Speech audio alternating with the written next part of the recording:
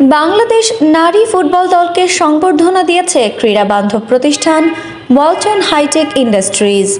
Football দলের সদস্য সহ কোচিং স্টাফ, সাপোর্ট স্টাফ মিলিয়ে ৩২ জনকে ফ্রিজ উপহার দিয়েছে তারা। আজ বিকেলে মতিঝিলের বাংলাদেশ ফুটবল ফেডারেশন ভবনে এ সংবর্ধনা দেওয়া হয়। নেপালকে হারিয়ে দ্বিতীয়বারের মতো সাফ চ্যাম্পিয়নশিপের ট্রফি জেতায় সাবিনা খাতুন, সানজিদা আক্তাররা। সংবর্ধনা অনুষ্ঠানে ফুটবল দলসহ আরও উপস্থিত ছিলেন বাফুফে নির্বাহী কমিটির সদস্য এবং নারী উইং এর চেয়ারম্যান মাহফুজা আক্তার কিরণ, নারী দলের coach Peter Butler, Walton hitech industries পিএলসির জ্যেষ্ঠ নির্বাহী পরিচালক ও অ্যাডভাইজার এম.এফ. ইকবাল বিন আনোয়ার এবং ওয়ালটনের additional executive director Rabiul Islam Milton.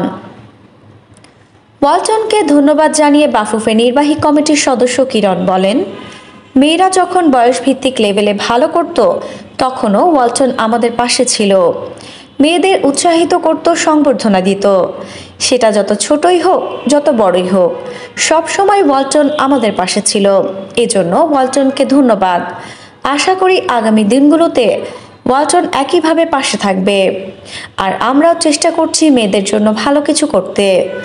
আপনারা নিশ্চিত থাকেন আগামী বছর মেয়েদের ফ্র্যাঞ্চাইজি লিগ হবে।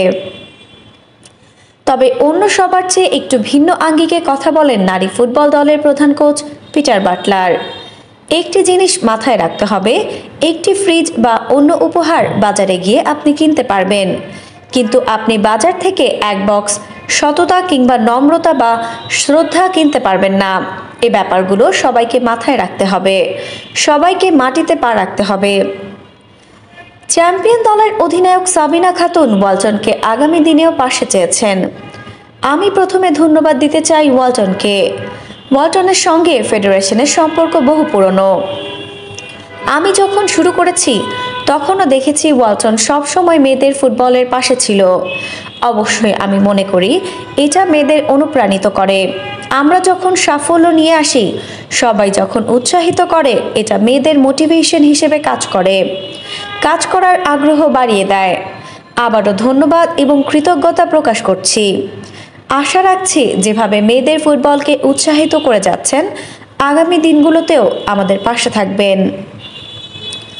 ওয়ালটনের পক্ষ থেকে এফ.এম. ইকবাল বিন আনোয়ার বলেন, আমরা কৃতজ্ঞতা প্রকাশ করছি বাংলাদেশ ফুটবল ফেডারেশনের সর্বস্তরের কর্মকর্তাদের প্রতি, বিশেষ করে নারী বিভাগের চেয়ারম্যান থেকে শুরু করে যারা টিমের সঙ্গে সংযুক্ত ছিলেন, টিমকে দেখভাল করে দেশের জন্য অনেক বড় সুনাম বয়ে নিয়ে আসছেন।